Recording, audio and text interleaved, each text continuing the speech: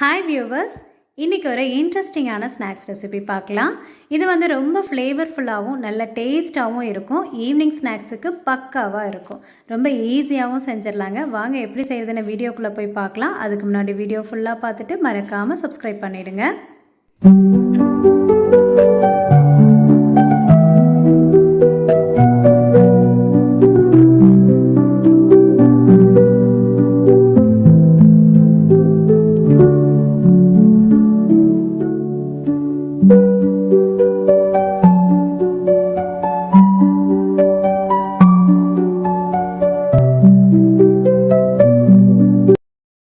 நம்ம எப்போவுமே இந்த பஜ்ஜி மிளகா வாங்கினோம், பஜ்ஜி மட்டுமே செய்கிறோம் இல்லைங்களா, அது கொஞ்சம் எண்ணெயும் இழுக்கும். அதுக்கு பதிலாக இந்த மாதிரி பக்கோடா செஞ்சு பாருங்கள்.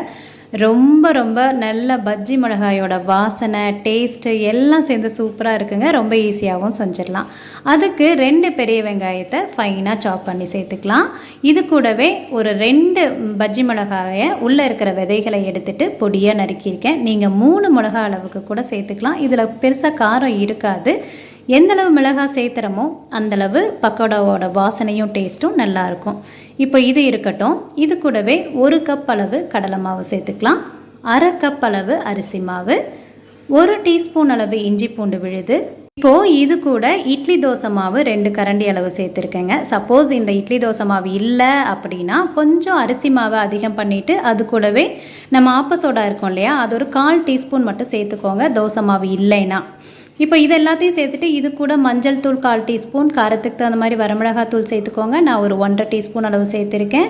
தேவையான அளவு உப்பு சேர்த்துட்டு 2 பொடியாக நறுக்கின பெரிய வெங்காயம், இது கூடவே 2 பஜ்ஜி மிளகாய் சேர்த்துருக்கேன். 3 மிளகா அளவுக்கு சேர்த்துலாம். அடுத்ததாக மல்லித்தலையும் சேர்த்துக்கலாம் பொடியாக நறுக்கி. 1 டீஸ்பூன் அளவு சீரகம் சேர்த்து கொஞ்சம் கொஞ்சமாக தண்ணியை சேர்த்து நல்லா மிக்ஸ் பண்ணிக்கோங்க. பாருங்கள், இந்தளவு இருக்கணும். தண்ணி அதிகமாக போயிடுச்சு அப்படின்னா பக்கோடாவில் எண்ணெயை நிறைய இழுக்க ஆரம்பிச்சிடும்.